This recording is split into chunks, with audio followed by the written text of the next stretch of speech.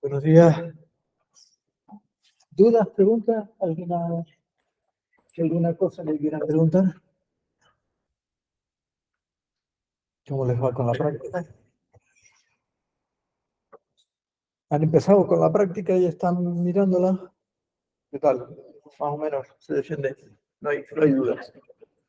Bien, pues entonces seguimos. A ver, ¿dónde estábamos? Estábamos ayer, me parece que íbamos a ver sí, aquí está la carpeta de la calculadora. Dime. Tienen un montón de atributos de columna, localización, fila y todas esas cosas. Sí. ¿Vos tenés que construir la ST para que tenga eso? No, debería de ser automático en cuanto que entiendo que como analizador léxico estás, no sé si se oyó la pregunta, pero la pregunta es acerca de, sobre todo de los números de línea, ¿no? Y todos esos datos que figuran en el árbol, en el JSON generado. Y entiendo que como estamos usando el generador de analizadores léxico Mu, ¿de acuerdo? Ese que está ahí, ese ya te debería de decorar el token en el token va toda la información del número de línea y el número de columna. Lo único que tienes que hacer es dejar esa información ahí, te va a salir. Eso es lo que debería de ocurrir, porque digamos que Mu ignore y Mu en el token que te devuelve el analizador léxico tienen ya el número de línea y la columna.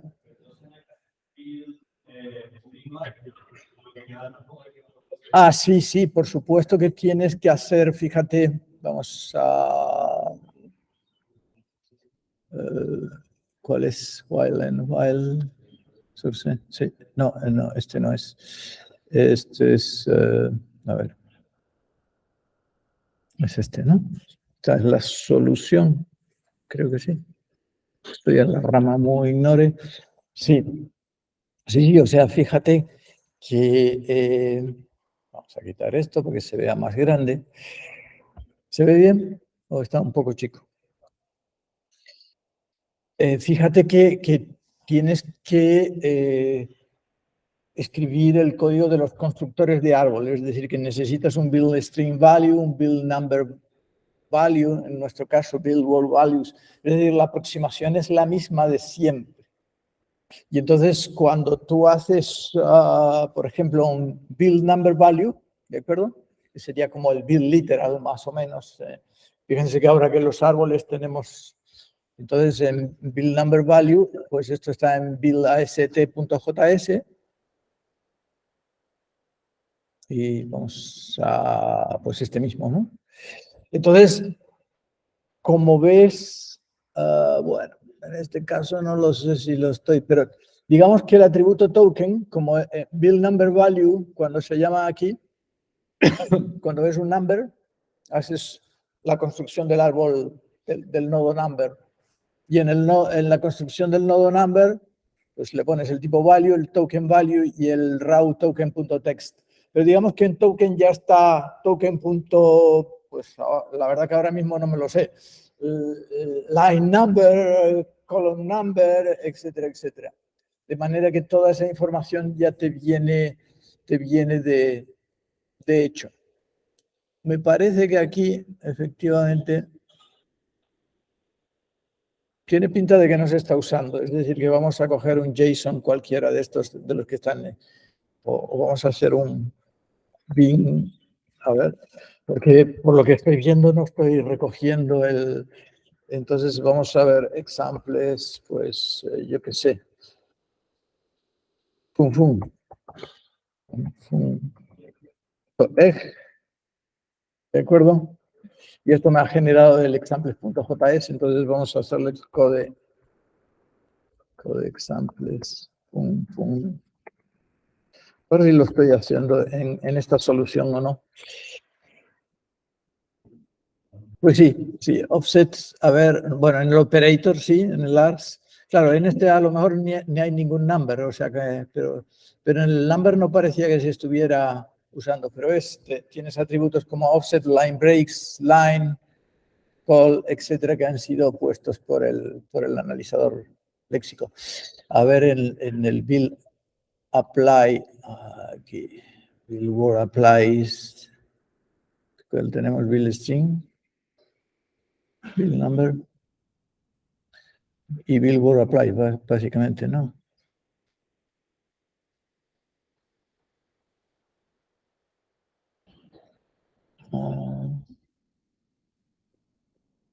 Pero no me queda claro en el código ahora mirándolo de dónde estoy sacando. Pero básicamente toda la información está en el token. Lo único que tienes que hacer es aprovecharla y meterla. ¿Se entiende?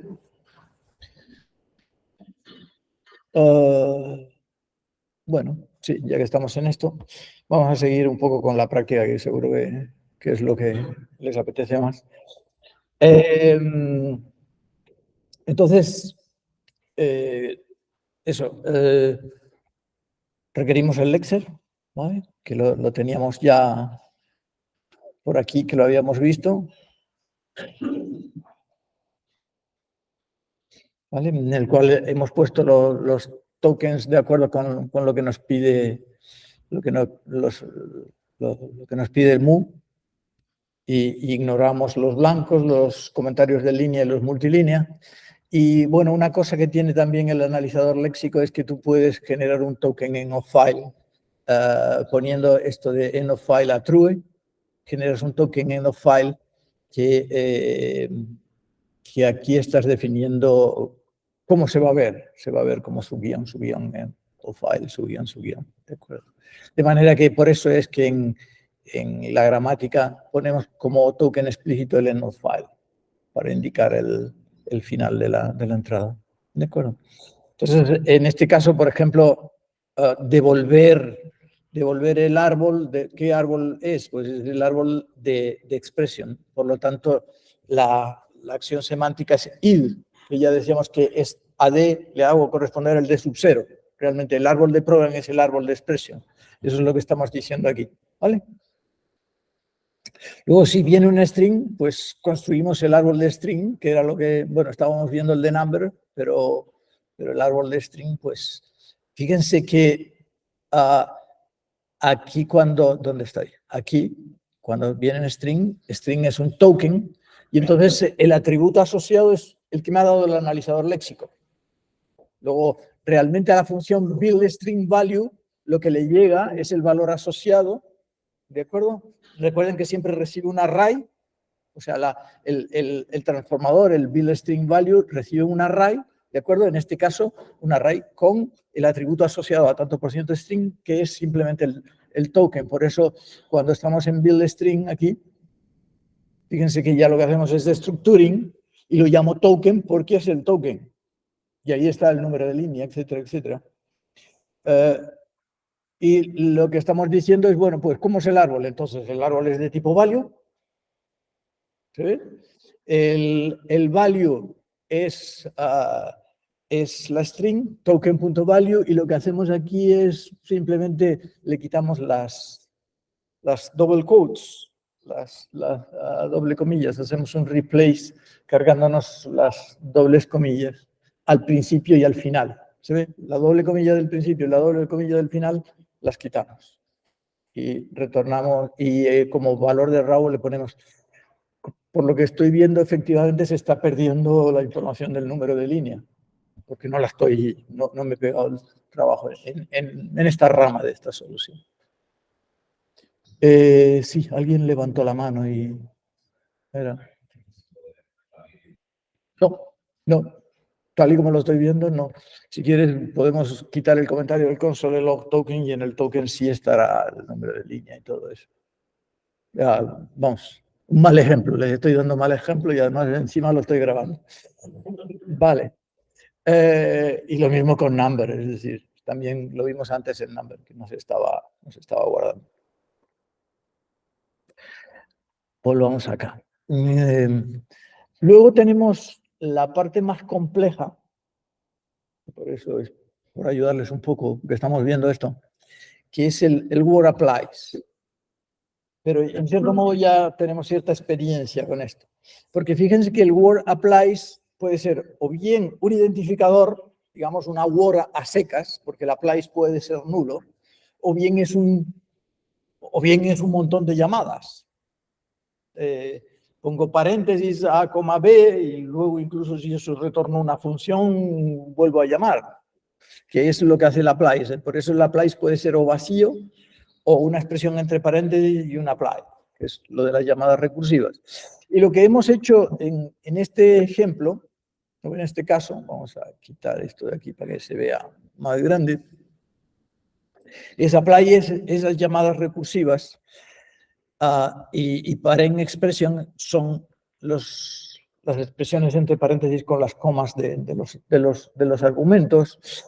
Y las comas de los argumentos pues pueden ser null, porque puede ser que hayas llamado a paréntesis abrir, paréntesis cerrar sin argumentos, en cuyo caso lo que decimos es la función simplemente retorna null, un poco como lo que habíamos hecho. Si no hay nada, es null, ¿de acuerdo? Y si hay algo, entonces viene esto que lo habíamos medio discutido ayer, pero no lo hemos visto en detalle. Entonces vamos a... Fíjense que es, como expresión es expresión, ¿de acuerdo? Y luego habíamos dicho, es todo esto. Hasta aquí, lo que tengo subrayado. Que significa 0 o más, por el operador de repetición, 0 o más repeticiones de coma, expresión, coma, expresión, coma, expresión, coma, expresión. ¿Sí? Vale. Claro, ya decíamos ayer y por defecto en EarlyJS siempre devuelve un array. Si no hay transformador, devuelve el array.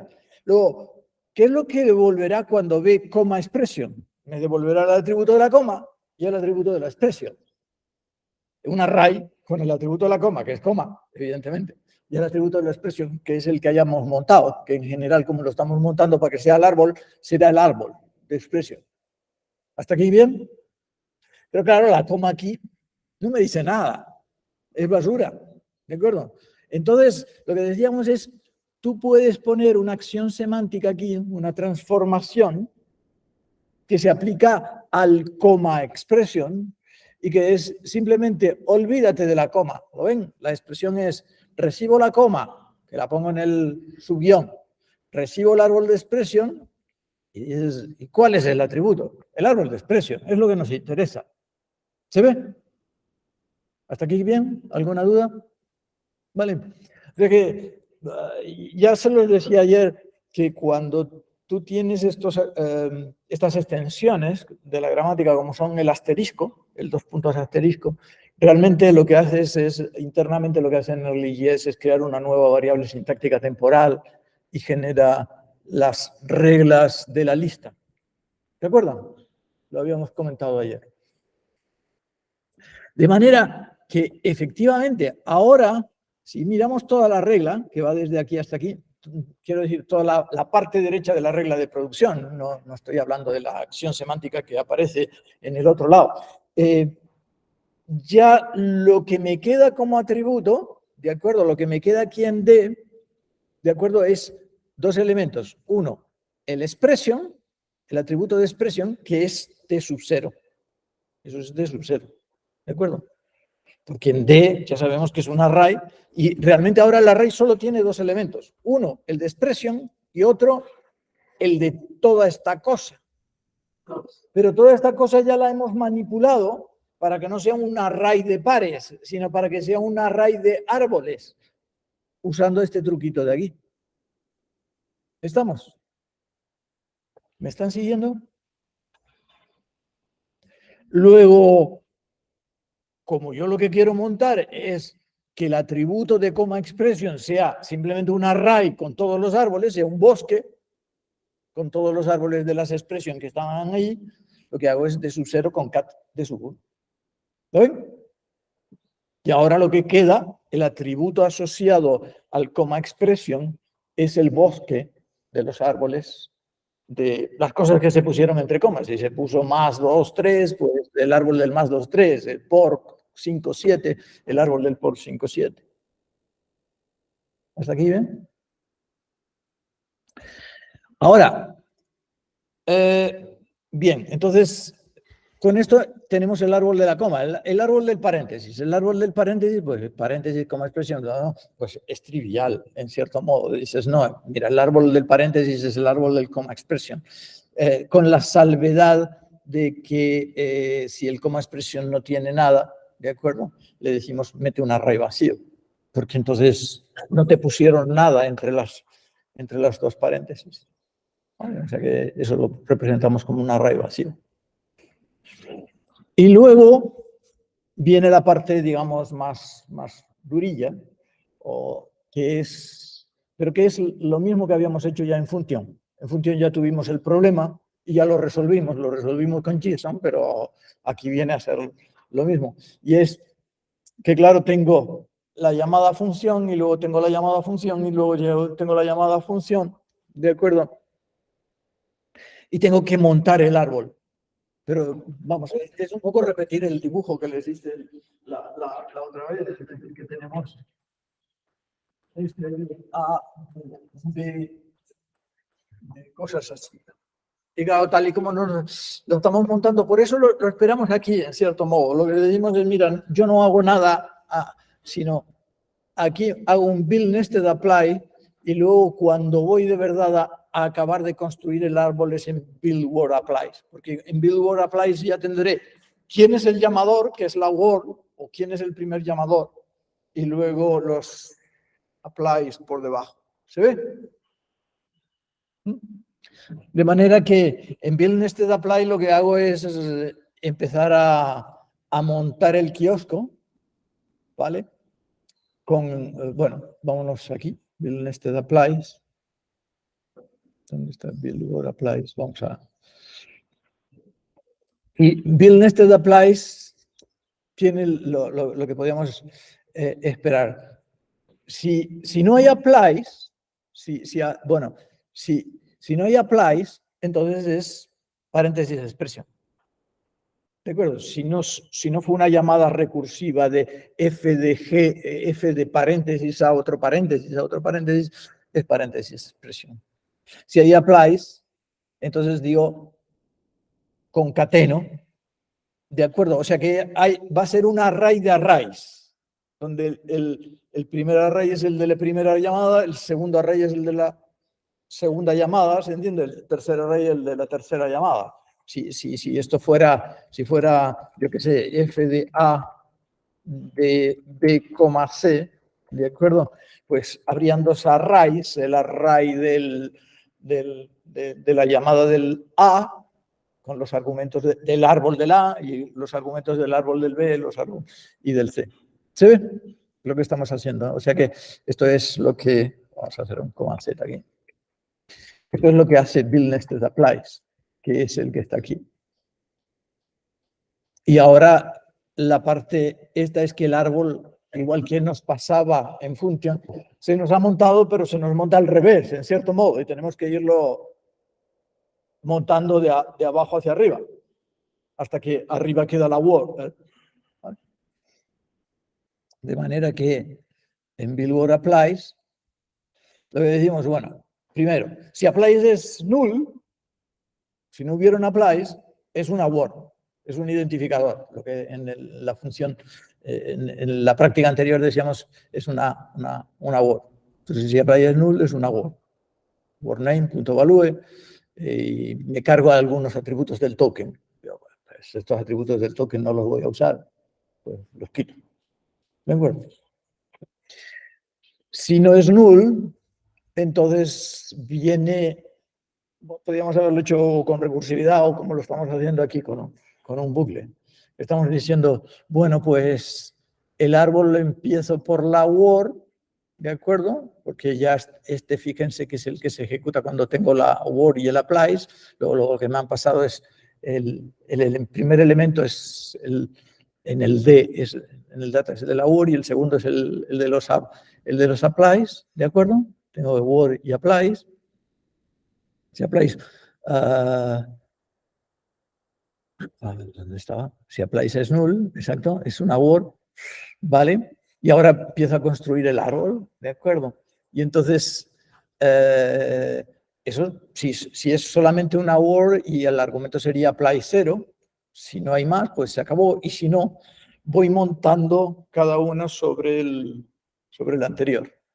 ¿Sí? O sea que ahora all AST es el AST y el operator es el all AST, etcétera, etcétera, para que quede montado bien el árbol de applies. O sea que es exactamente lo mismo que hicimos en la práctica anterior.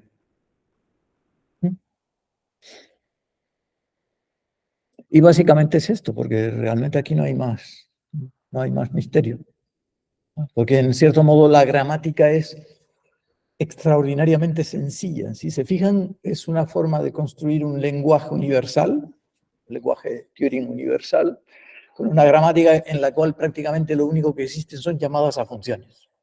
El if es una llamada a función, el while es una llamada a función. De cierto modo, esa es parte de la gracia del Lisp. Es decir, la verdad es que es extraordinario montar un lenguaje con una sintaxis tan simple, tan simple. También es verdad que no es elegante a veces, porque queda con tanto paréntesis. Es aquello que dicen de que Lisp es como, no sé cómo era la frase, lista idiota de paréntesis, no sé qué, o algo así, ¿no? Pero tiene mérito porque simplifica mucho el análisis sintáctico. Claro, también es que realmente lo que está haciendo el programa es darte el árbol. El programa te da el árbol, entonces como tienes el árbol casi que no hay que hacer el parsing, porque el programa programas con árboles. Bueno, vamos a volver a la calculadora, que es casi más compleja, porque se parece más al... Entonces, ¿cuál es este?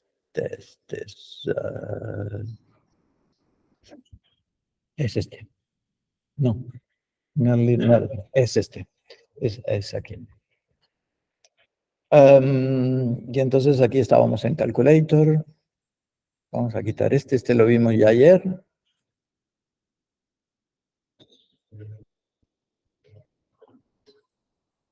Bueno, no lo sé, no tengo... Vale, el S. Y creo que era este, Arithmetic Lexer. Estábamos viendo cómo se resuelve la ambigüedad. Estábamos discutiendo precisamente cómo se resuelve cuando la gramática es más compleja, cuando no es tan simple como esta, van a aparecer ambigüedades. Y entonces, ¿cómo resuelvo la ambigüedad en un generador de analizadores sintácticos como NetLeads y como la mayoría? En la mayoría no existen el concepto este de precedencia de tokens que existía en JSON y en Bison y en Jack. Y entonces la solución es reescriba la gramática para que no hayan ambigüedades. Y ya estábamos discutiendo, lo que hicimos ayer es empezar a discutir un conjunto de técnicas de cómo, partiendo de una gramática ambigua, me monto la nueva gramática para que, uno, no sea ambigua, y dos, los árboles queden bien montados. Es decir, que si yo quiero asociatividad de izquierdas, los árboles se hundan a izquierdas. Si quiero asociatividad de derechas, los árboles se hundan a derechas. ¿De acuerdo? Y que si quiero que algo tenga más prioridad que otro algo, de alguna manera lo tengo que alejar del símbolo de arranque. Para que cuanto más lejos estás del símbolo de arranque, más hundido te quedas en el árbol. ¿Se ve? En el árbol de derivación. Por eso digamos que los pors aparecían después de los más. Y por eso cuando montábamos esta gramática decíamos, bueno, esta gramática es la de una calculadora. Y entonces en esta calculadora decimos, lo que hacemos son... está muy sencillita, es simplemente, no, esta es una gramática sencilla.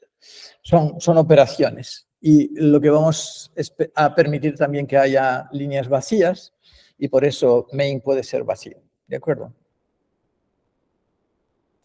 Y bien, el atributo aquí no son árboles, sino que es una calculadora, calcula, ¿de acuerdo? Con lo cual el atributo es el número, el valor numérico de la función.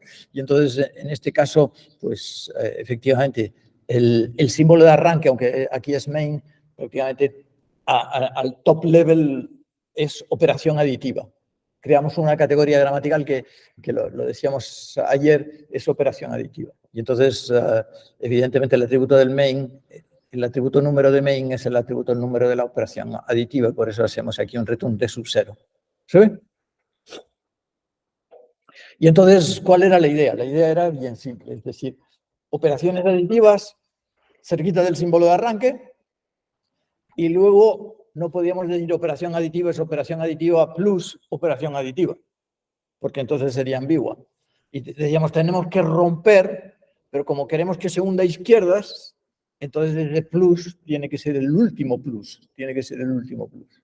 Por supuesto, el plus está definido en el analizador léxico y es el token más, es el simbolito de la cruz, etcétera, etcétera. ¿De acuerdo? Entonces, fíjense que lo que estamos diciendo es o es un plus o es un minus, o no aparece ni un plus ni un minus. Y entonces, pues es una operación multiplicativa. Y con eso ya conseguimos, primero, que se parta a izquierdas, es decir, que se hunda a izquierdas, ¿vale? El mismo efecto del left en el tal. Y segundo, como el multiplicativo va a tardar más, se va a quedar por debajo en el árbol y va a tener más prioridad. Ya está, casi conseguido. Fíjense, las acciones semánticas, de nuevo. En este caso, las he intentado aislar, o sea, siempre cuando escriban una gramática, esto ya también se los he dicho, intenten que la parte de acción semántica o de transformador, como se dice aquí, sea lo mínimo posible. Y entonces ahí solamente llamo a una función bin, que es una función generalizada que hace la evaluación de la operación binaria, ¿vale? Y va a dar el resultado. De hecho, creo que bin está por aquí arriba. Bin es una función que recibe el argumento X, el operador y el argumento Y, y lo que hace es operador sobre XY. ¿De acuerdo? ¿Vale? Y ya tengo, por otro lado, tendré aquí definido el operador, de manera que el operador, a ver dónde los teníamos aquí. Vamos a ver. Sí, bueno, si quieren, vamos a la parte... Porque esta calculadora, curiosamente, a ver, require.lexjs. Ah, sí, hace uso de un lexer. ¿Sí? ¿Vale? Pero bueno, en definitiva, en esta calculadora hemos puesto de todo. Hemos puesto paréntesis, hemos puesto senos, cosenos, tangentes, etcétera, más, menos, etcétera.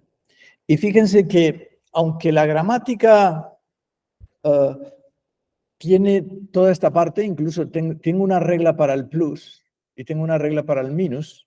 La regla para el plus es simplemente para definir, o sea, la acción semántica asociada al plus, puesto que no suele hacerlo así, pero en este caso decidí hacerlo así, me pareció más elegante.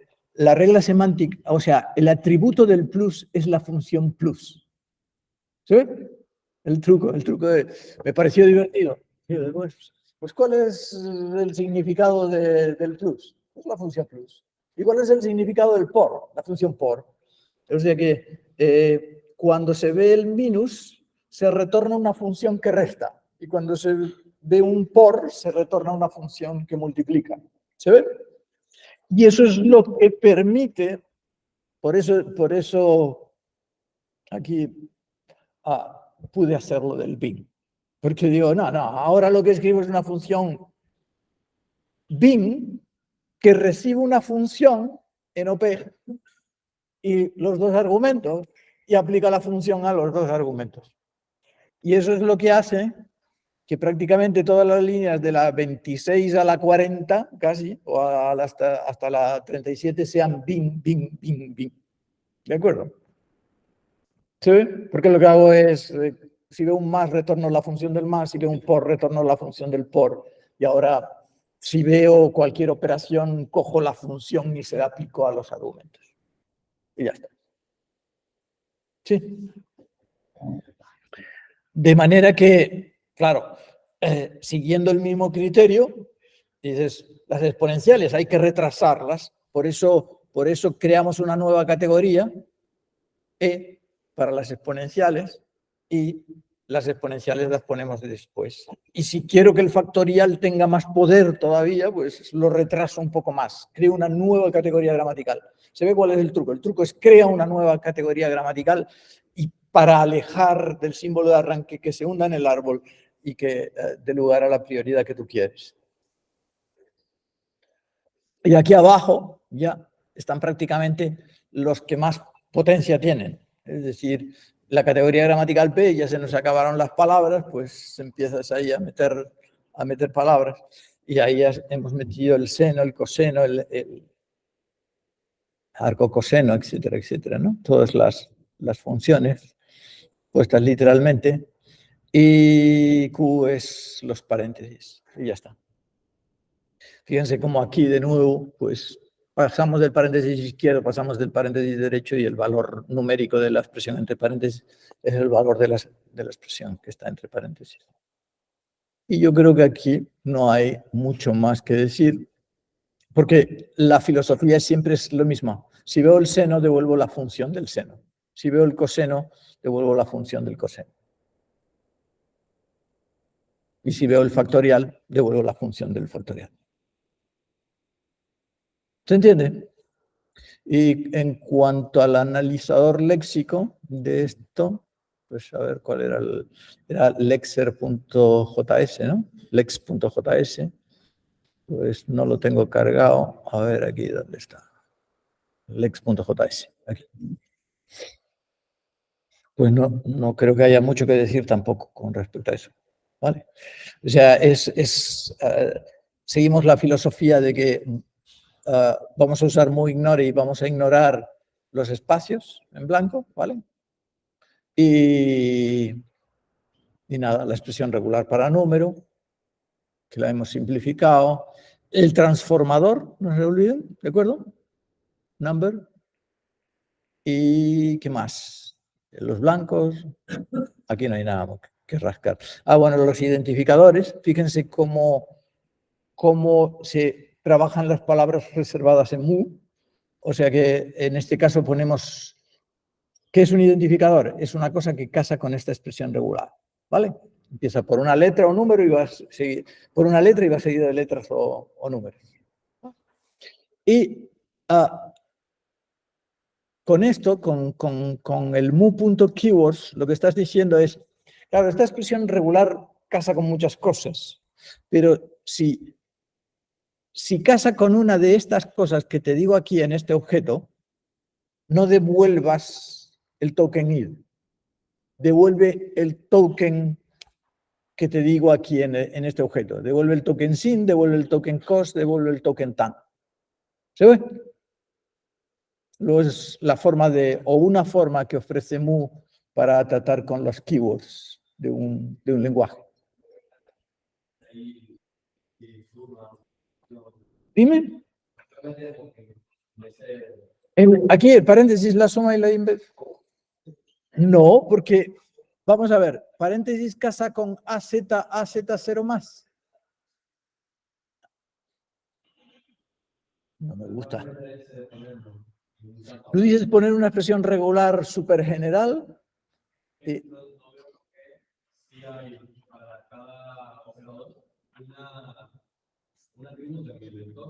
¿Y por qué la llamada función o palabras reservadas en una clasificación aparte?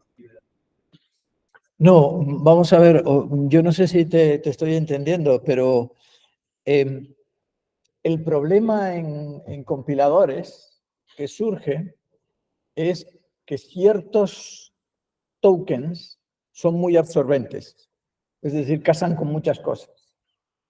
Pero tú quieres vamos, es el problema de las palabras reservadas. El token identificador se traga un while, se tragaría un while, se tragaría un if, se tragaría un else. Porque if, else casan con la expresión regular de identificador, que es una secuencia de letras seguida de letras o números.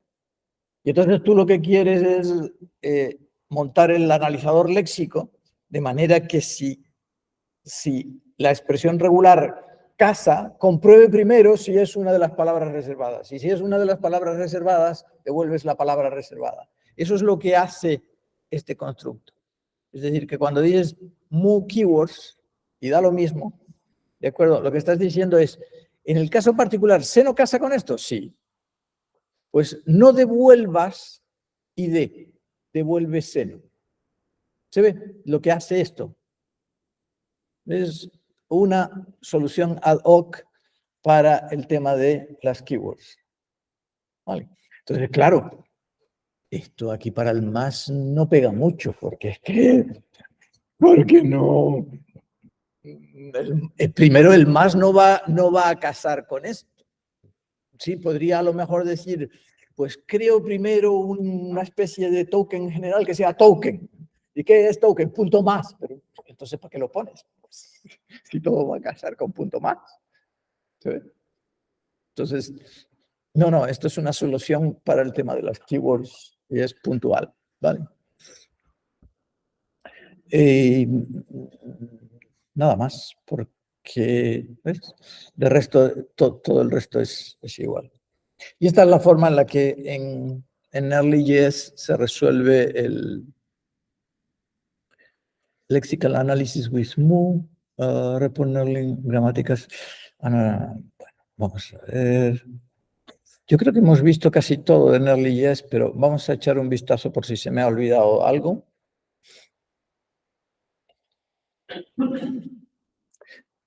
Yo creo que lo de los post-processors lo habíamos hablado ya.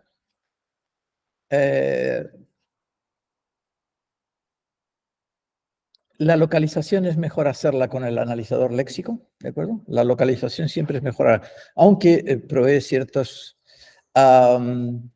luego también esto lo habíamos visto, que podías, digamos, poner en las reglas juegos de caracteres, como por ejemplo en este caso, que sería nada que sea una letra, ¿vale? Nada que sea una letra, que no case con, o sea, que como con las expresiones regulares. Y si tú quieres que una determinada cadena sea, no sea sensitive al case, que no sea ni mayúsculas ni minúsculas, le pones una i al lado y la haces, digamos que va a casar tanto con una, con si es mayúsculas como si es minúsculas.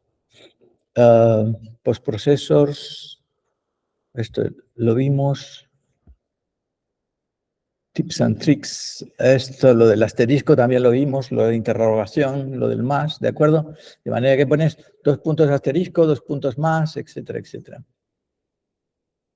Las macros, no vale la pena verlos. Additional JS, sí, no, esto también lo vimos, que es lo del preámbulo en el cual puedes poner código adicional.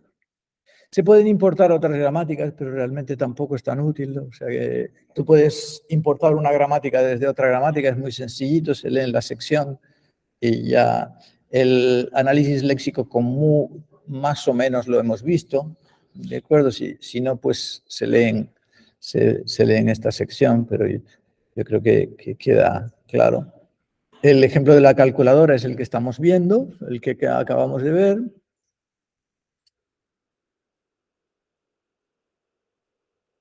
Y luego decirles que el rendimiento de Nearly.js, ya que estamos aquí, el rendimiento de Nearly.js es muy malo, ¿de acuerdo? Es un algoritmo de programación dinámica que en el caso peor es NCubo y en ese sentido es mucho más, tiene un rendimiento mucho peor que los algoritmos LALR como el de JSON. JSON es mucho más eficiente.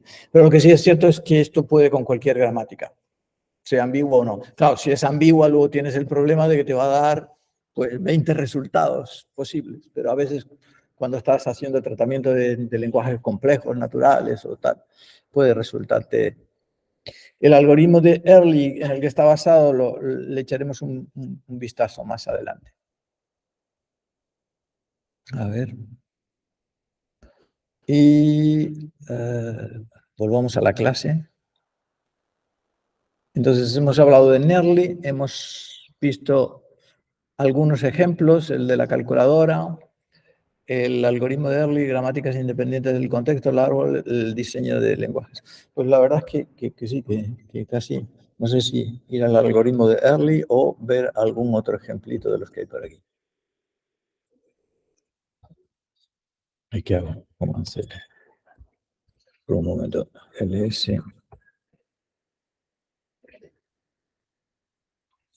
Arithmetic paréntesis, calculator.js, arithmetic.net. Vamos a arithmetic.net.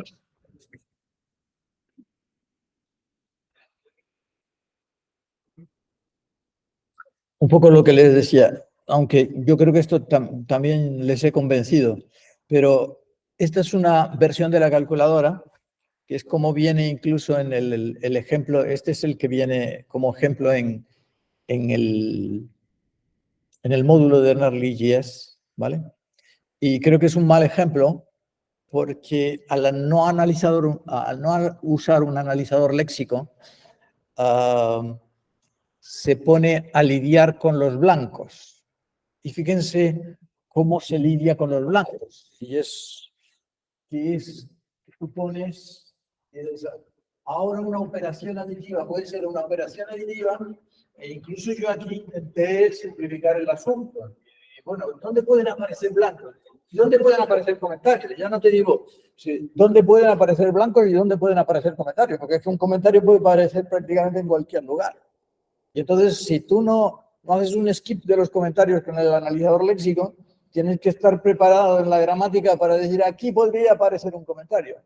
Y muchas veces eso te da lugar a ambigüedades, porque resulta que pones dos reglas que son ambiguas para decir, aquí puede haber un comentario y aquí puede haber un comentario. De manera que fíjense, aquí en el subguión es blancos, ¿de acuerdo? Se ha definido subguión un poco más abajo como blancos. ¿Lo ven? Tu guión es una lista de blancos, 0 o más blancos. Y claro, dices, ¿dónde pueden? Pues yo, por ejemplo, aquí decidí, pues alrededor de casi cualquier token. Alrededor de casi cualquier token. O sea que si me aparece el token más, pues pueden aparecer blancos. Si me aparece el token menos, pueden aparecer blancos. ¿Sí? O es un auténtico infierno. Y luego dices, no, pero es que también me pueden aparecer blancos al final. Después del... ¿Sí? Con lo cual, en general, siempre tiren del...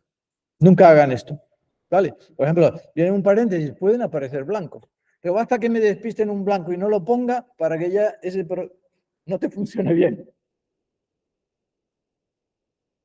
Aquí, eso, cada seno, después del seno puede parecer un blanco, sí. No, es un mal diseño, es un mal diseño, no lo haga. Entonces, ¿qué más? El algoritmo de Early, venga, el algoritmo de Early. Lo que pasa es que esto va a ser un petardazo.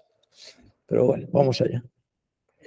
Sí, casi que debería de haber explicado entonces el algoritmo de LR, que es más. Pero bueno, es un algoritmo de programación dinámica, como les decía. La idea es, por ejemplo, la programación dinámica, ¿no? Entonces, la idea es, en cierto modo, construir todos los árboles posibles. Construir todos los árboles posibles. Y ¿cómo funciona el algoritmo? Pues tenemos una gramática, ya saben los elementos de la gramática, tokens, ¿de acuerdo? Sigma es lo que da el analizador léxico, los tokens. Aquí ya no entramos ni siquiera a nivel detallado, no estamos hablando de cadenas, sino estamos hablando de tokens. V, el conjunto de variables sintácticas. P, las reglas de producción. Y el símbolo de arranque, start, ¿vale? Y tenemos una cadena X, que es el programa de entrada, que es una secuencia de símbolos, una, sub 2, a sub n. Entonces, ya lo vieron incluso cuando hacíamos la traza, a veces con el Nearly test, que te aparecen unas cosas parecidas a estas, ¿de acuerdo? Con unos puntitos así. Y entonces vamos a definir el concepto de estado, porque en realidad es casi como si construyéramos una especie de autómata, ¿de acuerdo? Entonces vamos a definir el concepto de estado, que se corresponde también con el concepto de estado de la programación dinámica. Y es que para cada regla de producción, ¿de acuerdo? Cada regla de producción pues tiene la forma X, donde X es la variable sintáctica, produce alfa beta, ¿vale? Vamos a crear un estado que el estado tiene esa forma. Es un par, que es la variable, produce alfa, le pongo un marcador, beta, y voy a poner aquí una segunda componente, ¿de acuerdo? J. Y la idea en cierto modo del marcador es, esta regla está viva. La regla de producción X alfa beta es una regla que puedo aplicar todavía a estas alturas, ¿de acuerdo? Y en cierto modo he visto alfa y espero ver beta. Si esta regla tiene éxito, es porque ya he visto alfa y eso es el significado del marcador. La idea intuitiva del marcador es, ya he visto alfa, espero ver beta, ¿de acuerdo? Y J es una posición dentro de la cadena, es decir, a estas alturas del parsing he visto hasta dentro de la cadena estoy en la posición J.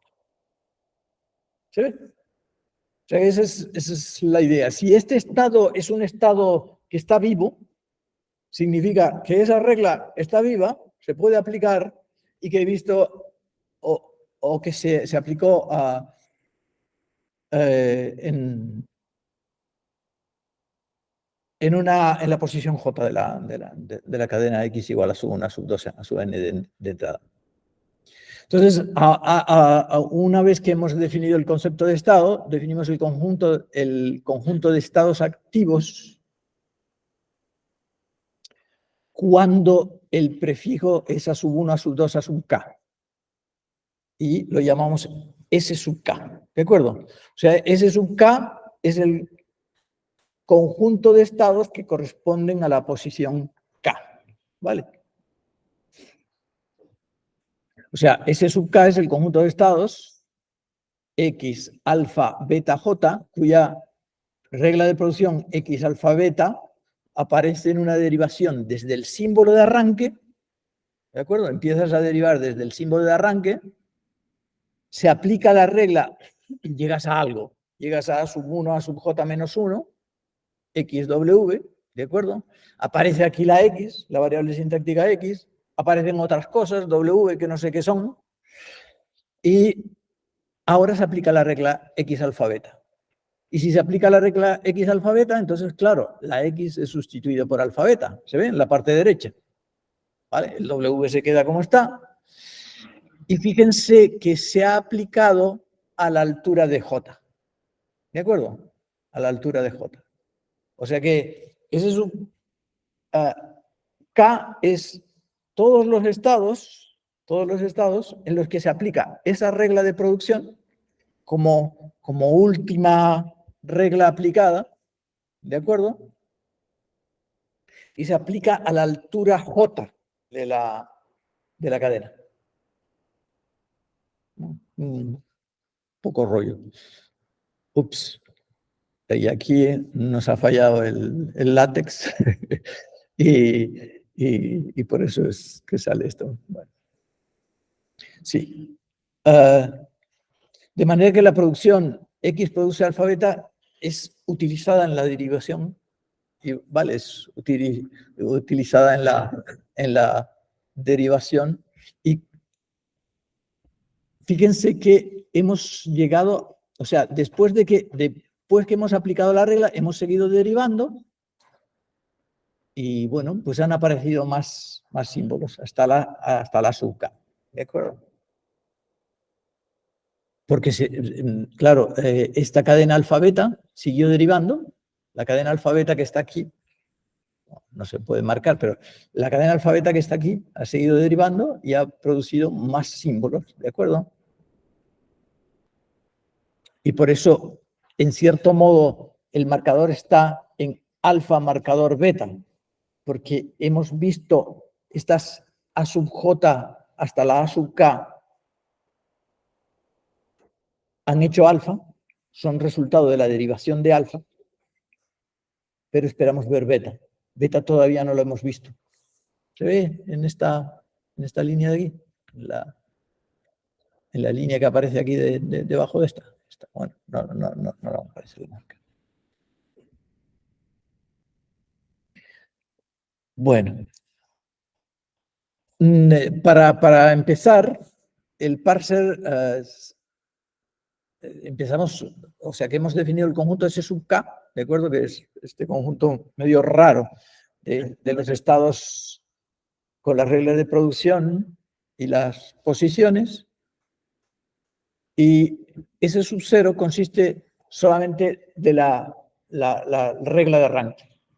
O sea que en ese sub 0 solo está, si teníamos el símbolo de arranque, start, produce y la regla de arranque.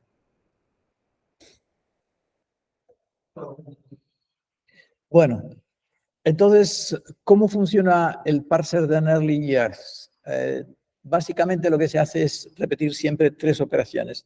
Las 3 operaciones se llaman operación de predicción, entran en uno de estos tipos: predicción, escaneo y no sé cómo se diría en español, pero que se completa una regla. Es decir, cuando llegas al final de la regla, dices, esta regla se ha acabado, porque ha terminado. Cuando ya el marcador se coloca al final de la regla, cuando el punto se pudo. Entonces, las 3 operaciones que se van a aplicar son la operación de predicción, la operación de scanning y la operación de completion. ¿En qué consiste la operación de predicción? Pues la idea es que si tú estás en un estado como este, ¿de acuerdo? Es decir, que has visto alfa y esperas ver un cierto símbolo Y, ahora ya la parte de la derecha la hemos descompuesto y empieza por el símbolo Y, ¿de acuerdo? Y esto está en el S sub K, esto está en el S sub K, fíjense que esta era la condición para estar en el S sub K, ¿de acuerdo? Esta derivación de aquí. Y es una variable sintáctica. Si I es una variable sintáctica, no, a ver, y es una variable sintáctica, pues entonces, digamos que lo lógico es que si I produce gamma, si I tiene una regla que dice I produce gamma, tú esperes ver, como esperas ver I, fíjense que esto lo que significa es espero ver I. El punto significa espero ver I, pero I puede producir gamma. Y si I puede producir gamma, tienes que decir, pues, espero ver gamma. ¿Sí? Luego, la regla de predicción lo que dice es que siempre que tú esperes ver I es una variable sintáctica, tienes que poder esperar ver gamma, donde gamma sea la parte derecha de una regla de producción de I. ¿Sí? O sea que lo que estamos estableciendo una transición de cómo se pasa de un estado a otro. Y lo que estamos diciendo es siempre que tú esperes ver I, pues tienes que esperar ver gamma también. Y eso si estás en producción having on the left hand side. Sí, vamos, no se duplican los estados y aquí se le añaden los estados hasta aquí, hasta la posición K, porque ese sub K es que estamos viendo el elemento késimo de la cadena, ¿de acuerdo? Y esto luego, scanning. Scanning es para los tokens. Si en vez de poner aquí una I, el punto está pegado a un token, ¿de acuerdo? Entonces, claro, lo lógico es que en la siguiente posición, es decir, que si y estamos en la posición K de la cadena, pues si esperas ver a sub K, puedes transitar he visto A sub K y ahora espero ver beta. ¿Se ve? Y por último, la regla de compleción, que es cuando el punto está al final. Si el punto está al final de una regla, y estoy en S sub K, ¿de acuerdo? Entonces, tengo que buscar todos los estados en S sub J, o sea, si este es el J de aquí, que fue cuando esta regla terminó, en cierto modo, tengo que buscar todos los estados en S sub J en los cuales el marcador aparece. Porque fíjense, si yo he visto que I produce gamma y ya lo he visto todo el gamma, en cierto modo es que estoy antiderivando en la... Ya sé que toda la gamma se puede sustituir por I. ¿Sí?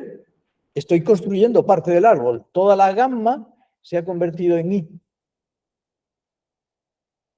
Y entonces ahora ya sé parte del árbol. Ahora sé parte del árbol. Y lo que quiero es seguir subiendo. Estamos construyendo el árbol hacia arriba. Y entonces lo que hago es buscar por todas las reglas en las que aparece I. Y en las que se decía, espero ver I. Pues ya lo que hago es, espero ver I, lo sustituyo por he visto I. ¿Lo ven? Fíjense que el punto aquí está antes de I y aquí el punto está después de I. ¿Lo ven? O sea que cada vez que una regla se completa, lo que hace es buscar en, si cuando se vio era S sub J, ¿de acuerdo? A la altura J de la cadena, lo que se hace es buscar todos aquellos estados en los que esperabas ver I y decir, he visto I. ¿De acuerdo? Fíjense que independientemente es decir, que el I aquí, la segunda componente no cambia. ¿De acuerdo? Porque es como si hubiera visto I a esa altura. En cierto modo, el ver toda la regla no consume. No lo sé si... No. Yo creo que me estoy metiendo en un lío explicándoles esto, pero bueno. Y el algoritmo acepta si llegas a un estado de esta forma, ¿de acuerdo? Si llegas a un estado en el cual el símbolo de arranque ha producido algo completo, ¿vale? Y lo has visto hasta el final, con 0 como posición, digamos, y en el estado S sub n para toda la cadena, entonces evidentemente has encontrado un árbol de derivación. Has encontrado un árbol de derivación y ese es un árbol de derivación bueno. Bueno, aquí les dejo un pseudocódigo. Bueno, vamos a... Ya vemos si mañana seguimos con esto o les explico otra cosa, ¿vale? Porque esto es como bastante abstracto y nos requeriría hacer una traza, etcétera, etcétera. Lo dejamos aquí. ¿Alguna duda, alguna pregunta?